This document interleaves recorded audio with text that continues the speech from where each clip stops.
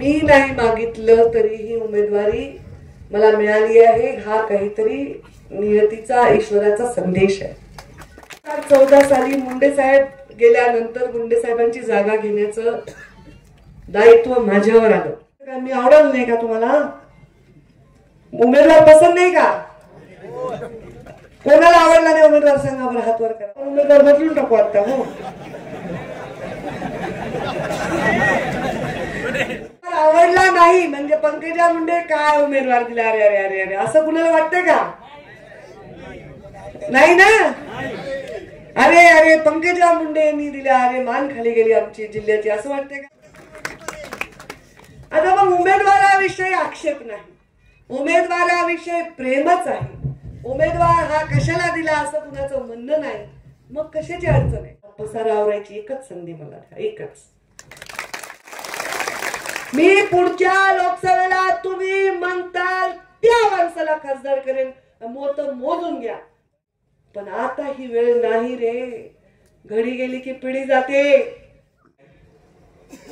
सावरगावला गडावरती सुद्धा मच्छिंद्रनाथाच्या दर्शनासाठी आपल्याला त्या ठिकाणी ताईंना उमेदवारांना घेऊन जायचंय. ते येणार 1:30 वाजता तिथे येणार आहेत आणि दादेगावला सुद्धा जायचंय. जाता जाता देवळालीला चैतन्यानंद स्वामींचंही दर्शन त्या ठिकाणी घ्यायचंय. रमेशराव काही स्टेजवरती नाहीये, रमेशराव तांदळे असतील इकडे बसलेले, अशोकराव गर्जे असतील, तर सर्वच मी नामोल्लेख करत नाही. परंतु म्हस्के साहेब म्हणाले की अजून ते हे नाही, तर मी सगळ्यांच्या समोर मीच सांगितलं, आमच्या उमेदवार आणि पंकजाताईंना मीच विनंती केली की 3-3 गटाचा एकत्रित कार्यक्रम घेऊ नका बर का. लय पुढारी एखाद्या गावात जर गोळा झाले, ग्रामपंचायतीला सुद्धा, आणि सगळे पुढारी मिळून गावाला म्हणले वारलाकड चला, मग त्यावेळेस गाव म्हणतं खाल्लाकड निघा. तसली परिस्थिती आपली व्हायला नको. आणि 3ही गटाचे लोक एका स्टेजवरती दिसले, 3-3 गटाचे कार्यकर्ते एका मंडपामध्ये आले, तर हे त्याला म्हणतो मग आता ते बघणार आहेत, करणार आहेत, ते म्हणतो ते करणार आहेत. आता बाकीचे कोण काय करणार आहेत याच्याशी आपल्याला काही देणं घेणं नाही. माझं म्हणणं आहे, आपल्या गटाचे आणि भाजपाचे जे सगळे कार्यकर्ते आता या मंडपामध्ये उपस्थित आहेत, या सगळ्यांनी मिळून लोकांच्या पुढे जाऊन पदर पसरून विनंती करून प्रसंगी पाया पडून जेवढं काही मत आपल्याला मिळवता येईल आणि पंकजाताईंना देता येईल त्याचा देण्याचा प्रयत्न आपण सगळ्यांनी मिळून करायचा. लोकांच्या पुढे जाण्याची आवश्यकता आहे. लोकांच्या मध्ये सध्या नको त्या पद्धतीने फरक एवढाच आहे. मी 98 पासून मुंडे साहेबांच्या नेतृत्वाखाली सुरुवातीला जयसिंगराव गायकवाड यांना सहकार राज्यमंत्री पदाचा राजीनामा देऊन त्यांना उमेदवार केलं होतं 98 ला. त्यावेळेस शिरोड तालुका नव्हता, फक्त आष्टी आणि पाटोदा होता.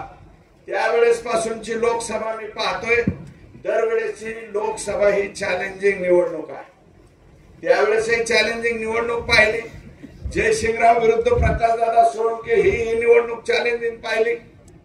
आणि त्यावेळेस सुद्धा दोन्ही वेळेस तुम्ही बघा, एक वेळा 14,898 ला आणि नंतर आम्ही 13,600 मताचं लीड या मतदारसंघातून दिलं होतं.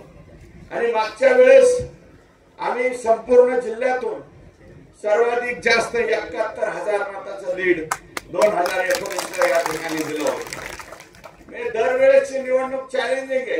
फरक एवढाच आहे, आजपर्यंतच्या निवडणुकीमध्ये फक्त मोबाईल नव्हता, यावेळेस मात्र प्रत्येकाच्या हातात मोबाईल आला.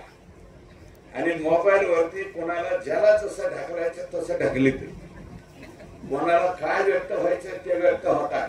परंतु हे व्यक्त होणं म्हणजेच उद्याच्याला मतदान होणार अशातला भाग नाही. माझी विनंती, आपण का पंकजाताईंना निवडून द्यायचे, कशासाठी त्यांना निवडून द्यायचे, एक नम्रपणे 1-2 कामं मी सांगेन.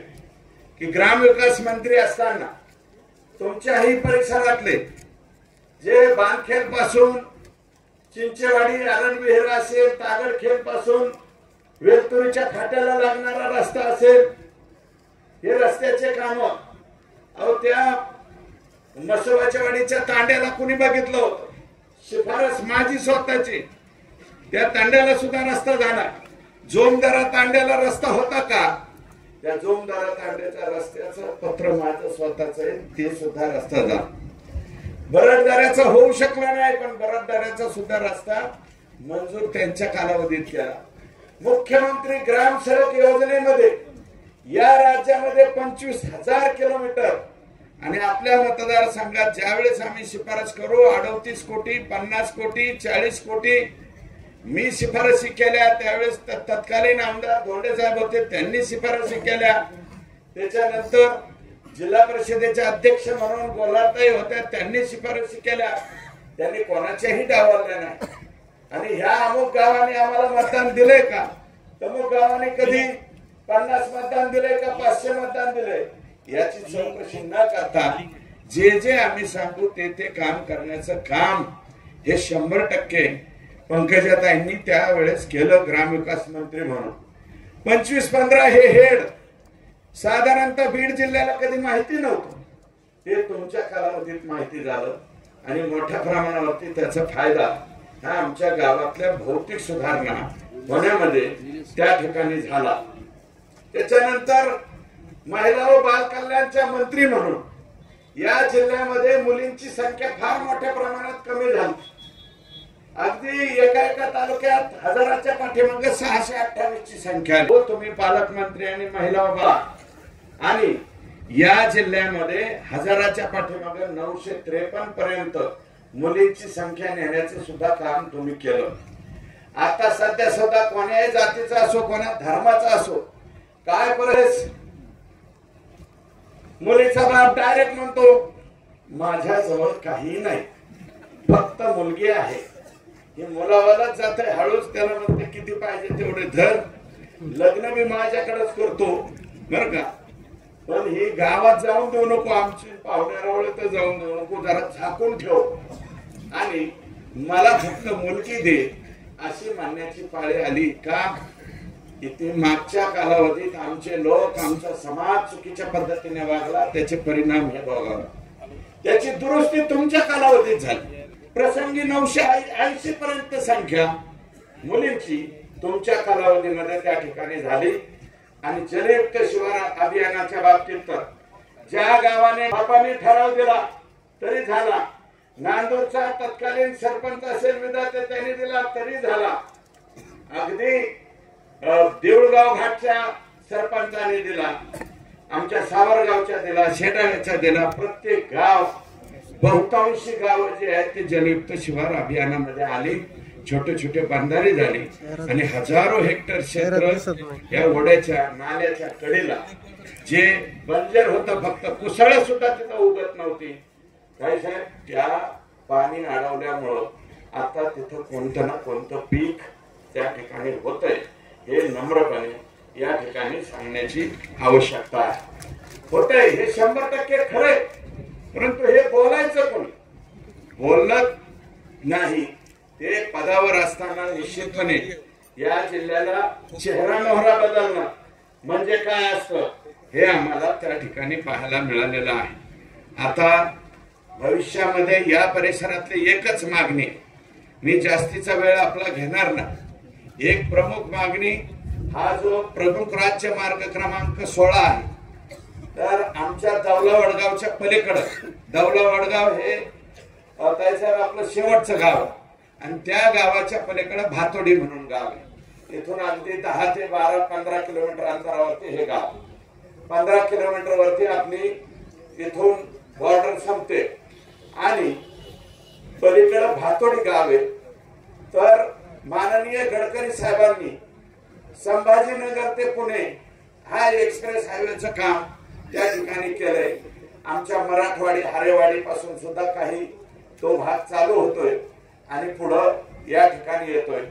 आणि सुरत चेन्नई हा जो रस्ता क्रॉस होतोय तोही नेमका तिथं होतोय, ते सेंटर प्लेस होते. आपल्याला एकच विनंती आहे की हा नगर बीड हा जो रस्ता आहे, या रस्ता झालाय, परंतु वळणं फार धोकादायक आहे. या म्हसोबाच्या वाडीच्या पलीकडच्या कॉर्नरवर बीड मधले मारवाडी समाजाचे 4 माणसं एक खड्ड्या गेली, एकाच कुटुंबातली 4 माणसं गेली आणि ते अंतर किती, 2-2.5 किलोमीटर अंतरावरती इथून पासून. अतिशय वाईट वाटलं.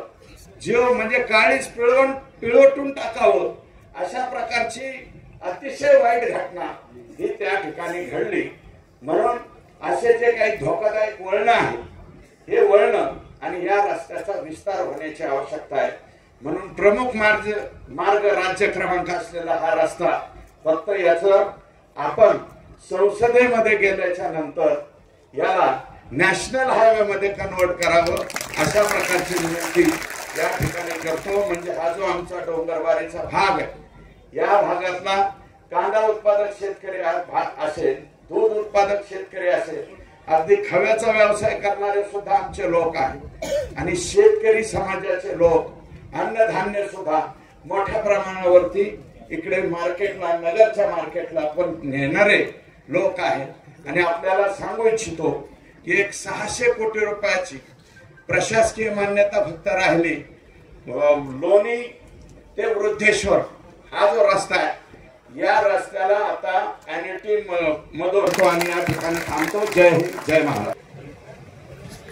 मस्किनचं भाषण ऐकून मला फार आनंद झाला, कारण आम्हाला काय भाषण करून करून आमच्या घरचे खराब झालेले आहेत.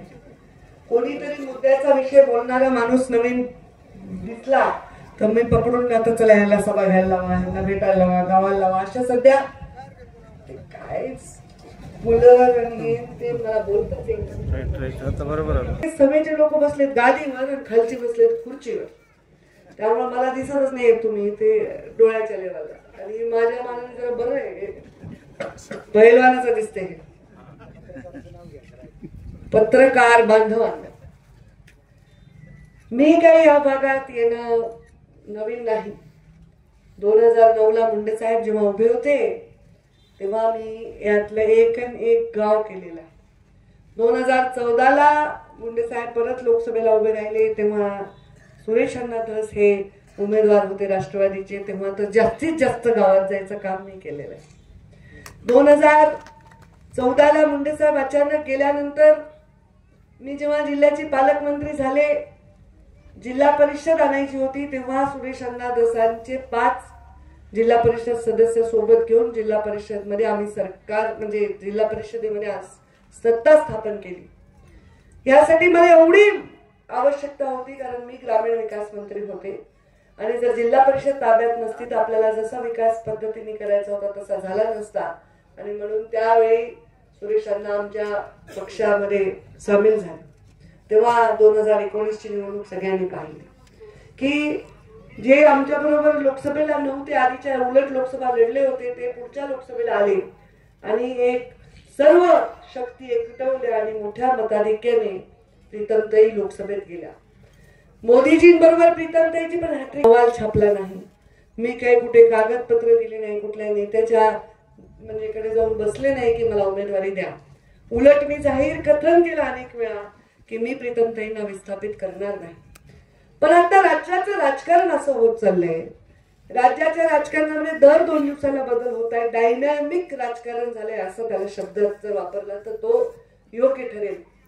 आणि मग अशा परिस्थितीमध्ये आमच्या पक्षाची पद्धत आहे की राज्याची कोर कमिटी देशाच्या नेत्यांबरोबर बसते, ज्याच्यामध्ये राष्ट्रीय अध्यक्ष असतात, अमित भाई शहा असतात आणि मोदीजी स्वतः असतात. आणि तेव्हा प्रत्येक तिकिटावर शिक्कामोर्तब होतं. मला असं वाटतं की मी नाही मागितलं तरी ही उमेदवारी मला मिळाली आहे, हा काहीतरी नियतीचा, ईश्वराचा संदेश आहे. कारण 2014 साली मुंडे साहेब गेल्यानंतर मुंडे साहेबांची जागा घेण्याचं दायित्व माझ्यावर आलं. लहान लेकराला मोठ्या माणसाचे कपडे घालावे तेव्हा तो कसा दिसेल तसं माझं राजकीय अस्तित्व मला वाटायचं. तुम्हाला दिसत होतं का नाही मला माहित नाही, मला वाटायचं. छोट्या पोराला मोठ्या माणसाची टोपी घातल्यावर त्याला कसं होईल, ते जगाला दिसू नये ही धडपड करण्यात 5 वर्ष गेले. त्यावेळी विरोधकांनी सांगितलं की जर लोकसभेला मुंडे साहेबांच्या जागी उमेदवार आला त्यांच्या परिवारातला तर आम्ही बिनविरोध देऊ. त्यांना वाटलं मीच जाईन, पण मी जर जिल्ह्यात तेव्हा निवडणूक लढली असते, देशाच्या राजकारणात गेले असते, तर तेव्हा राज्यातील मुंडे साहेबांवर प्रेम करणाऱ्या लोकांचे जीव टांगणीला लागले होते आणि इथे सत्ता येण्याचे चिन्ह सुद्धा फारसे नव्हते. अशा वेळी आपण योगदान द्यावं. इथे माईकवर बसलाय तो हलवू नको सारखं बटन, पहिल्यावालाच आवाज करा. कोण आहे ते माईकवाला? पहिल्यासारखंच करा, उगाच खेळत बसून राहिले. हॅलो हॅलो हॅलो नाही, इको बंद करा. नाही काहीतरी बदललंय. हॅलो हॅलो हॅलो हा आता बरोबर आहे. आवाज वाढवा, फक्त आवाज वाढवा, बाकी काय करू. वाढवा आवाज, जेवढा वाढवता येईल वाढवा आवाज. हा बस, इको नको. तर मग मुंडे साहेब गेले आणि आमच्याच परिवाराला पाहिजे असा कुठला हट्ट आमच्याकडे नव्हता, किंवा काहीतरी काबीज ठेवायचे आपल्याला, सत्ता आहे जात आहे असंही काही हट्ट नव्हता.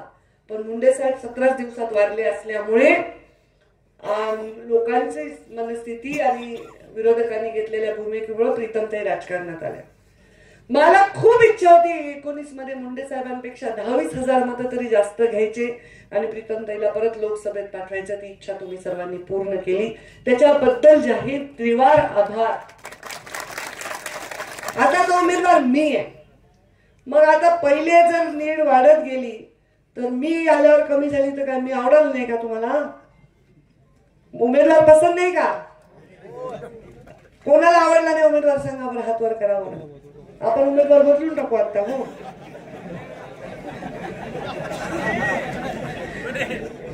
उमेदवार आवडला नाही म्हणजे पंकजा मुंडे काय उमेदवार दिला, अरे अरे अरे अरे असं कुणाला वाटतंय का? नाही ना. अरे अरे पंकजा मुंडे यांनी दिल्या, अरे मान खाली गेली आमची जिल्ह्याची असं वाटतंय का? मान वर झाली, चांगला झाला असं वाटतंय.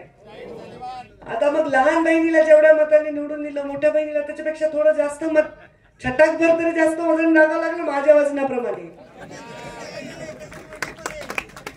आता मग उमेदवाराविषयी आक्षेप नाही, उमेदवाराविषयी प्रेमच आहे. उमेदवार हा कशाला दिला असं कुणाचं म्हणणं नाही. मग कशाची अडचण आहे? अडचण अशी की काही चक्र फिरत असतात राजकारणात. म्हणजे मी आता विचारलं सुरेश अण्णांना किती वर्ष झाले तुम्ही राजकारण करता म्हणून, ते 30 म्हणले, आता 35 म्हणाले. ते चुकले मग हिशोब त्यांचा, 35 वर्ष. मस्के तुम्ही कधीपासून राजकारण करता? 40 वर्ष. आणि तुम्ही निघायचे दादा 50 वर्ष. शैलजाताई तुम्ही किती वर्ष करता? 25. आता हे लोक 25, 30, 40, 50 वर्ष काम करतात. कितीतरी लोक जरी आमच्या विरोधात होते ह्यांच्या दारात जात असतील की नाही. दारात जातात म्हणजे दारात जाण्याचा अर्थ तसं नाही, हक्कानी ठोठावतात. दार उघडा, ऍक्सिडेंट झालाय, दार उघडा, गावात ही परिस्थिती निर्माण झाली, पाऊस आलाय, पूर आलाय, दुष्काळ पडलाय, टँकर नाही, जयंती करायची आहे, रामनवमी करायची आहे. मग कोणत्याही समाजाचा माणूस हक्कानी लोकप्रतिनिधीकडे जात असतो. सरपंच आहे, पंचायत समिती सदस्य आहे, जिल्हा परिषद सदस्य आहे. आयुष्यभर या मंचावरच्या लोकांनी योगदान दिले. मलाच 22 वर्ष झाले राजकीय क्षेत्रात काम करताना. निवडून येऊन मला 20 झाले असतील, पण मी काम करायला 22 वर्ष झाले. मग आज एवढं काम मी करत असताना सगळेजण आयुष्यातले वेगवेगळ्या पदावर आहेत. तुम्ही कुणी काय मार्केटवर आहे, कुणी सोसायटीवर आहे, कुणी ग्रामपंचायत मध्ये, कुणी काय. मग आता काय झाले? कुठला आभार कोसळला? ही निवडणूक कशाची आहे? ही निवडणूक संसदेची आहे, सर्वोच्च सभागृहाची आहे. त्या सभागृहामध्ये अहो मोदीजी असं म्हणल्यावर, बोला पंकजा असं म्हणल्यावर मीच तिथं बरे ना जायला. कोण आवाज द्यायला रे मला? हे कोण आहेत सांगावं लागायचं, खासदार आहे, आमदार आहे असं नाही ना. बरं तुम्ही जर गेलात दुसऱ्या राज्यात आणि सांगितलं की आम्ही पंकजा मुंडेच्या मतदारसंघातले, तर लोक ओळखतील ना मला. आपल्या नेत्याची ओळख आहे, आपले कार्यकर्ते वर्षानुवर्ष सत्ता आहे. आणि आज काय असा प्रसंग आलाय आज प्रसंग असा आलाय की आयुष्यभराची सेवा केलेली प्रतारणा आज झाल्यासारखं वाटतं. अरे मी एवढे रस्ते दिले, कागद उडून गेला. अरे तू चांगलं काम केलं तू बाबा, की एवढं दिले की वाचावं लागते, मला आठवतच नाही. गहुकेल लमान तांडा, स्वतंत्रता झाल्यापासून कुठे आले का कोणी गहुकेलचं? रस्ता होता का? आणि आता दिलाय का नाही? चुकलं का आपलं? सगळे अर्धे तांडे तोडले मी तुम्हाला. आता हे चांगलंच केलंय मी. मालक झाले तुमच्या तांड्याचे, तुम्ही काही करा तिकडे. आता खरकटवाडी आले का कोणी? कुठे गेले? रस्ता दिला का नाही मुख्यमंत्री ग्राम सडक योजनेतून? लोखंडवाडी दिला का? चिंचेवाडी ते बांधखेल, आरण विहिरा ते वेलतुरी कोण लोक राहतात? अरे नो इकडं अण्णा ते जाऊ द्या, फेसबुक ताप देते. जोंदरा तांडा, बरडदरा रस्ता, मेन रोड ते उंदरखेल दिलं का नाही? एवढंच लिहिले बरं का, जास्त लिहिलंय. ग्रामपंचायत कार्यालय दिलं असेल तुमच्या गावात, पण हे सगळं दिलं तर कशाला दिलं? आपला जिल्हा आहे, माझं घर आहे होय. आणि मी मुलगी आहे, मी स्त्री आहे, घर सावरत असते, पसारा करत नाही. तुम्ही बघा पसारा केलेला आवरते स्त्री. राजकारणातला पसारा आवरायची एकच संधी मला, एकच.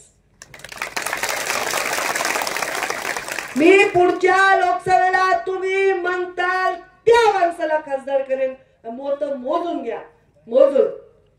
पण आता ही वेळ नाही रे. घडी गेली की पिढी जाते. 5 वर्ष झाले छाती पडून गेले परळीचे लोक विचारा, आणि सगळ्या राज्याच्या शिवाय दिले त्यांना. कारण पालकमंत्री असताना और विमा किती दिला ते तो बोलतच नाही तुम्ही. अनुदान किती दिलं? 1300 कोटी रुपये विमा अनुदान. अरे बापरे. हे शेतकरी आहेत ना, त्यांच्या सुनाबिना नीट वागवत होत्या बघा तेव्हा, गावात जमीन त्यांच्या नावावर असल्यावर. कारण त्यांच्या रात्री टुंग वाजलं की म्हणायचे पंकजा ताईचे पैसे आले वाटतं. माझे थोडीच पैसे होते ते, पण किती काम केलं. आणि काहीतरी काल एक व्हॉट्सअपवर मेसेज फॉरवर्ड झाला. मी असल्या फालतू गोष्टींना उत्तर देत नाही, पण मला 2-3 ठिकाणी कोणतरी बोलल्यामुळे मला बोलावं. काहीतरी प्रश्न एक असा मेसेज फॉरवर्ड झालाय की सर्व अधिकारी पालकमंत्री ते खालीपर्यंत वंजारी समाजाचे आहेत. मग साळी माळी सुतार लोहार मराठा समाज सगळ्या समाजाने कुठे जावं? आता मला सांगा, मी पालकमंत्री झाले तेव्हा कलेक्टर कोण होतं? सांगा तुम्हीच. मी इथं सूर्य इथं जयद्रथ. नवल किशोर राम कोण होतं? आता हे जात काढणं नाही, चुकीचं आहे. नवल किशोर राम होते. माझे सीईओ जिल्हा परिषद नन्नावरे होते. कोण आहेत नन्नावरे? सिव्हिल सर्जन कोण होते? त्याच्या आधी कोण होते? कोण होते? जोरात बोला. अशोक थोरात. त्यांच्या आधी पण एक होते, पवार होते वाटतं, बरोबर ना? माझ्या त्याच्यानंतर नन्नावरे रिटायर होईपर्यंत माझ्या बरोबर काम केलं. काय काम केलं त्या माणसाने. आणि नंतर आला सीओ येडगे, एसपी रेड्डी होता. त्याच्यानंतर आला हर्ष पोद्दार, मारवाडी एसपी. काही बकांना मारते ते सोशल मीडियावाले. आणि आपण वाचतो बापरे, तुम्हाला तरी बटन दाबा ना मागचं आणि आठवा ना. आणि हे दुर्दैव आहे की IAS ऑफिसर आणि IPS ऑफिसरची पण जात काढायलेत लोक, अडाणीपणा. अरे ते काही मेरिटवर येतात ते लोक तिथे, असं नसतं ना. आता निवडणूक कुठली आहे? लोकसभेची निवडणूक आहे. विधानसभेच्या निवडणुकीत यांना मागा आरक्षण. कारण विधानसभेच्या निवडणुकीत जे निवडून जातात ना ते आहेत मुख्यमंत्री. त्यांनी शब्द दिला आरक्षणाचा. मुख्यमंत्र्यांनी, मंत्रिमंडळाने, विधानसभेच्या सदस्यांनी ठराव करायचा, अध्यादेश काढायचा, मंत्रिमंडळाने निर्णय घ्यायचा कॅबिनेटमध्ये आणि तो निर्णय जाहीर करायचा आणि तो कोर्टात टिकवायचा. हे त्यांचं कर्तव्य आहे. मी ते आता आमरण उपोषण केल्याने मिळत नसतं आरक्षण. आणि ते कोणीही कोणत्याही गरीब समाजाला मुख्य प्रवाहात आणण्यापासून रोखणाऱ्यापैकी आम्ही नाही. आठवा गोपीनाथ मुंडेंचे वाक्य, आठवा माझे वाक्य. गरीबाला गरीबच म्हणावं लागेल, मागासलेल्याच म्हणावं लागेल, पुढारलेल्या मागासलेल्या पुढारलेल्या म्हणून कसं राजकारण होईल? अरे आरक्षण हे फक्त आर्थिक निकषांवर नाही, सामाजिक मागासले पण असतं, त्याच्यामध्ये फार मोठी गोष्ट आहे. अरे त्या किती मोठ्या वेदना आहेत त्याच्याकडे तर कुणाचं लक्षच नाही की किती वेदना आहेत आणि काय आहे. मला जाऊ द्या, एकदा 5 वर्ष दिलेत ना तुम्ही मला. आधी तुम्ही दिलेत म्हणजे आता 5 वर्ष तिकडे आमदार होते, 5 वर्ष न देऊनही बघितले. बरोबर आहे का? मग जेव्हा मी 5 वर्ष पालकमंत्री होते ते दिवस चांगले आहेत का आत्ताचे 5 वर्ष? म्हणजे आता मी दुसऱ्याचे वाईट म्हणते असं नाही बरं का, ते आमच्यावर चालत का? पण तरी चांगले आहेत ना. मग आता 5 वर्ष मला देऊन बघा म्हणाले, अजून काय करू? म्हणजे मी तो घोडा आहे ज्याच्यावर तुम्ही डाव लावला तर तुमचे पैसे नाही हरणार. मला सांगा, तुम्ही पतसंस्था वगैरे काही आहेत का कुणाच्या इथं? कोणी बँकेचे वगैरे लोक असतील ना, तुम्ही कोणी आहे का? अमोल तरटे, तू कर्ज देतो का पतसंस्थेतून लोकांना? काय करतो ते कर्ज देताना? त्याच रेकॉर्ड तपासतो का? कुठं बुडवलंय दुसरीकडं? आणि मगच पैसे देणार ना, का कुणी मागितलं की देणार? सिबिल तपासता की नाही? माझा आमचा छोटासा युवा नेता अमोल तरटे,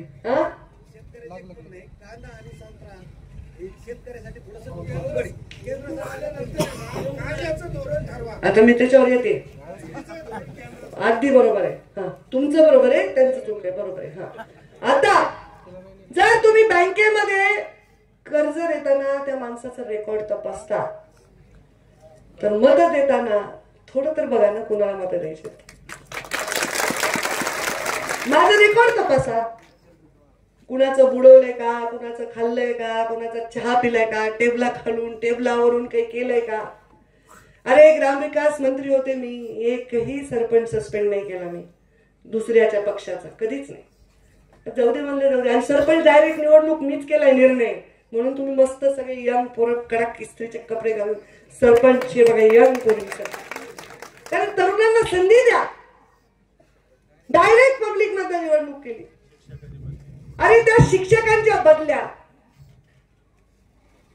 किती वर्ष ते बायको इकडं नवरा त्या आदिवासी भागात, आणि आदिवासी भागात ज्याची बदली झाली त्याला 15 वर्ष बाहेरच निघता येत नाही. विदर्भात आदिवासी भागात जे शिक्षक अडकलेले होते 15 वर्ष, आणि इकडं ज्याची जर ताकद आहे ना राजकीय, तो माणूस मुख्य तालुक्याच्या ठिकाणी, म्हणजे गरीब आहे बापडा, ज्याची कुणाची ओळख नाही, तो कुठेतरी कोपऱ्यात पुलावरून चिखलातून पाण्यातून चाललाय शाळा उघडायला. असे रडकुंडीला यायचे माझ्याकडे. मी ऑनलाईन शिक्षक बदलीचा निर्णय घेतला. 10 वेळा कोर्टात गेले लोक, पण तो निर्णय कोर्ट म्हणला हा सगळ्यात सुंदर निर्णय राज्य शासनाचा.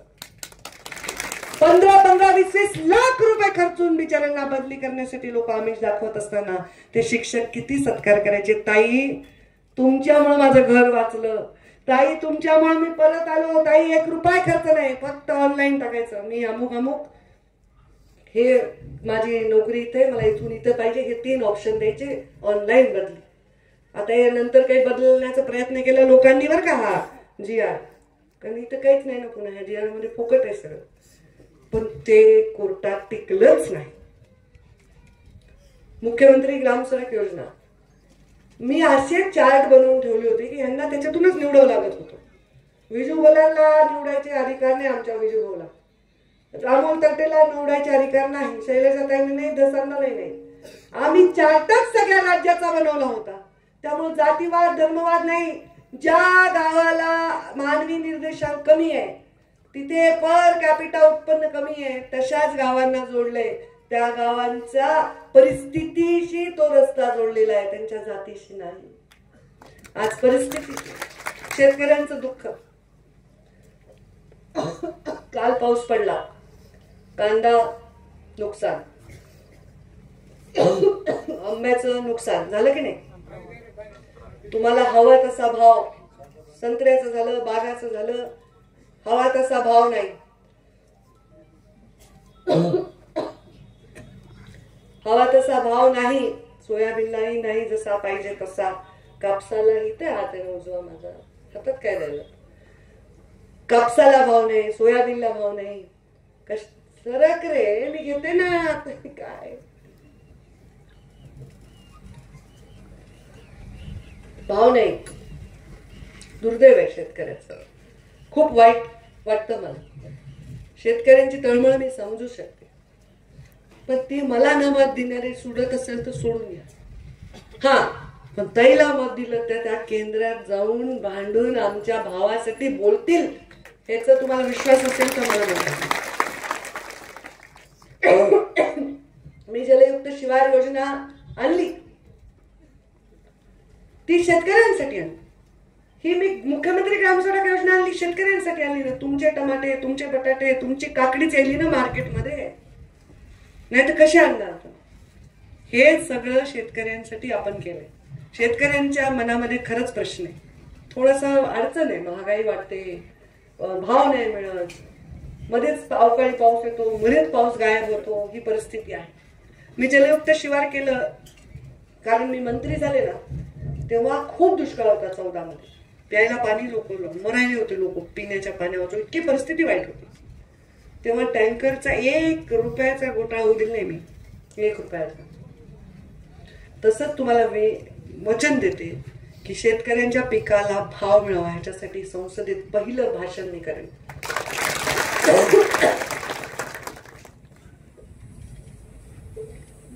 त्यासाठी प्रधानमंत्र्यांना आम्ही बोलू, सर्व शेतकऱ्यांचे नेते म्हणून समवेत जाऊन. जर तुम्ही मला पाठवलं तर बरं का, नाही पाठवलं तरी बोलू, तसं काही नाही, पण पाठवाच.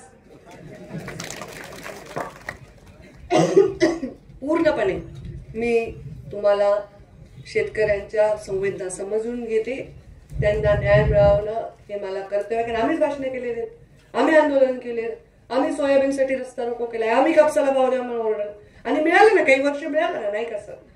पण आता नाही, ही परिस्थिती आहे. जेव्हा शेताचा माल शेतकऱ्याकडे असतो त्याचा तेव्हा भाव जास्त झाला पाहिजे. व्यापाऱ्याकडे गेल्यावर भाव उपयोग नाही ना जाऊ, आणि त्यामुळे शेतकऱ्याला न्याय मिळालाच पाहिजे. आणि हे बाहेरून कधी आणायचं, इम्पोर्ट एक्सपोर्ट हे धोरण आहे, ह्या धोरणासाठी तिथं बसायचंय. त्यामुळे समोरचे उमेदवार काय करू शकतील आणि मी काय करू शकते ह्याचे पूर्ण तुम्हाला जाणीव आहे. ते ज्या खात्याचे सभापती होते त्या खात्याचे मंत्री मी राहिलेले आहे. विचारा शिक्षकांना शाळा खुल्या देताना, मी तसं काही करत नाही ना. अरे 5,09,000 मतं दिलेत जिल्ह्यात लोकांनी, कोण गेलं मत त्यांना भेटायला, कुणाच्या दुःखाला सुखाला अडचणीला आले का? अरे कोविड मध्ये हजारो प्राण वाचवले आम्ही. प्रीतम त्यांनी जिल्ह्यात काम केलं, मी तर देशात केलं. मला लोक ओळखी काढायचे कुठून कुठून. ताई मी महाराष्ट्रातला आहे, माझे आजोबा महाराष्ट्रात, माझे वडील महाराष्ट्रात, मी इथे, माझ्या बायकोला रेमडेसिवीर द्या. किती लोक, माझ्या बायकोचा तुम्ही जीव वाचवला, माझ्या आईचा तुम्ही जीव वाचवला, किती काम केलं. हे सगळं काम पाणीच जाणार का? ह्या लोकांनी केलेलं सगळं काम पाण्यात जाणार का? उपयोग काय त्याचा? आत्ताच्या परिस्थितीचा उपयोग काय? त्या मुलांना, त्यांच्या घरच्यांना, कुणाला त्याचा उपयोग काय? आता त्याचा उपयोग होणारच आहे, 2 महिन्यात होणार आहे, 4 महिन्यात होणार. पण ही निवडणूक ही आपल्या जिल्ह्याच्या अस्मितेची, आपल्या भविष्याची, उज्ज्वल भविष्याची. या निवडणुकीमध्ये शांत डोक्याने विचार करा, चांगला श्वास घेऊन 10-12 वेळा चर्चा करा, घाबरू नका आपलं मत मांडाय. कोणी जोरात ओरडलं तर त्याला शांतपणे बोला, कोणी शांत बोललं तर त्याला दरडावून सांगा की हे मुद्दा काय, ह्याच्यात पंकजाताई काय करू शकतात, पंकजाताईचा विषय काय. बरोबर आहे की नाही? विधानसभेमध्ये तुम्हाला तो निवडणूक आहे. ही निवडणूक या जिल्ह्याला प्रचंड रोजगार मिळवणारा 10,000 लोकांना मी उद्योग आणणाऱ्या जिल्ह्यात, वचन आहे माझं. 2दा बोलले म्हणजे झालं. मी इथे भरपूर काम करणार आहे. आता ते काही वाचत बसत नाही मी, तुम्हाला माहिती आहे. मी मोठं हॉस्पिटल काढणार आहे, त्याला जमीन मी दान देणार आहे. कारण मला खूप लोक भेटायला येतात. 100 लोक आले तर 20 लोक कॅन्सर पेशंट असतात, म्हणजे पेशंट असतात, त्यातले काही 10-12 कॅन्सर पेशंट असतात. फार हाल होतात लोकांचे. ते जिल्ह्यातच झालं पाहिजे, बार्शीच्या धर्तीवर हॉस्पिटल, हे मी प्रयत्न करणार आणि ते करणारच आणि सगळं काम करणार.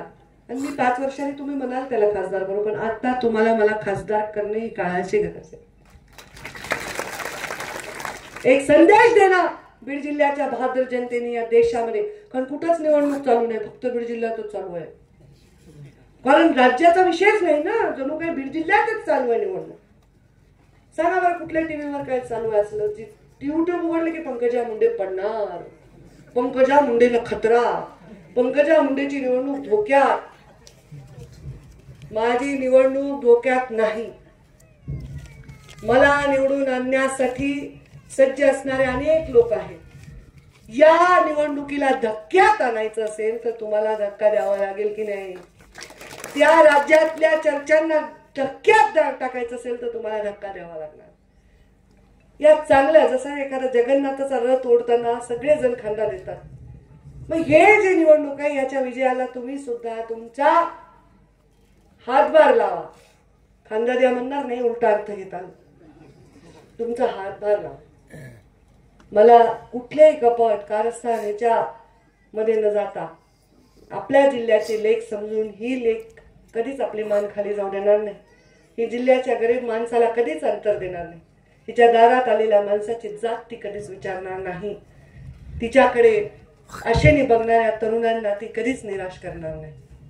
आणि कुणीतरी हे फाटलेलं शिवणारा माणूस पाहिजे हो. फाडायला तर कात्री घेऊन बसणारे माणसं खूप आहेत. मला शिवायचंय कारण मी स्त्री आहे. ठिगळं लावून संसार करायची कुठल्याही परिस्थिती जन्मलेल्या स्त्रीची तयारी असते. माझ्या जिल्ह्याचा संसार बिघडायचा नाही असेल तर तुम्ही मला आशीर्वाद द्या. आणि या राज्यामध्ये एक उदाहरण घालून द्या की आम्ही आमचे आंदोलन करतो, आम्ही आमच्या मागण्या मागतो, आम्ही आमच्या सामाजिक प्रश्नांसाठी जागृत असतो, पण जेव्हा जिल्ह्याच्या विकासाचा प्रश्न येतो तेव्हा सर्वांना सामावून घेणारा, सर्व प्रश्नांची जाण असणारा, सर्व प्रश्नांची उकल करू शकणाऱ्या नेत्याच्या आम्ही पाठीमागे उभं राहतो. फक्त एक आयुध जातीचं घेऊन उभं राहणाऱ्या माणसाच्या पाठीशी उभं राहिलो, त्याने 5 वर्ष आम्हाला विचारलं नाही, आम्ही आता परत त्याला जागा देणार नाही असा जर निश्चय तुम्ही केला तर तुम्ही चमत्कार करता. आणि हा चमत्कार जर झाला तर तुम्ही दिलेलं प्रत्येक मत, जसं मी अमोल त्याला विचारलं की तुम्ही रेकॉर्ड बघता, हे माझ्यावर मी कर्ज समजेन आणि हे व्याजा सकट विकासाच्या माध्यमातून वापस करेन. माझ्या विनंतीला तुम्ही सर्व मान द्याल अशी अपेक्षा आहे. ही अपेक्षा आपण सर्व पूर्ण कराल हा विश्वास देखील आहे. 13 तारखेला कमळाच्या फुलासमोरचं बटन दाबा. शेतकऱ्यांच्या सर्व परिवाराचा, या भागातल्या युवकांचा, महिलांचा, सगळ्यांचा आशीर्वाद मला द्याल अशी अपेक्षा करते आणि माझ्या वाणीला विराम देते. धन्यवाद.